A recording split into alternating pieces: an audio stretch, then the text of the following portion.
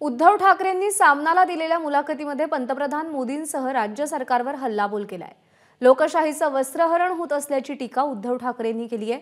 तर शिवसेना पक्ष कोणाचा यावर सर्वोच्च न्यायालयामध्ये न्याय मिळणार असल्याचा विश्वासही उद्धव ठाकरेंनी व्यक्त केलाय। तर केंद्रात आणि राज्यात पुन्हा सरकार येणार असल्याचाही त्यांचा दावा त्यांनी या मुलाखती दरम्यान पुन्हा एकदा बोलून दाखवलाय। की आत्ताची निवडणूक ही महाभारतासारखी चाललेली आहे। त्यावेळेच्या महाभारतामध्ये द्रौपदीचं वस्त्रहरण झालं होतं।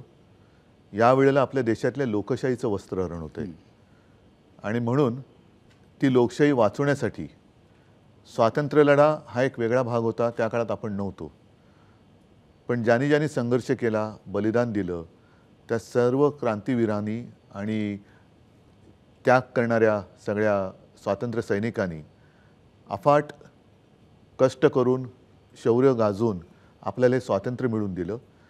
हे स्वातंत्र्य टिकवण्याचं काम हे आपण केलं पाहिजे। की धनुष्यबाण ते मशाल, लोकशाहीचे धिंडवडे निघतात, संविधान पाळलं जात नाहीये, पक्षांतर केल्यानंतर अपात्रतेची केस ही अजूनही तिचा निकाल लागत नाहीये, सर्वोच्च न्यायालयाचा निकाल बाकी असताना पंतप्रधान आपल्या शिवसेनेला म्हणजे माझ्या शिवसेनेला, जी शिवसेना बाळासाहेबांनी स्थापन केली, जिचं नाव माझ्या आजोबांनी ठेवलं, तिला नकली सेना म्हणतात। ह्याचा अर्थ उघड आहे की निवडणूक आयोग हा त्यांचा नोकर आहे। लवादाने सुद्धा ते म्हणतील तसंच काम केलेलं आहे।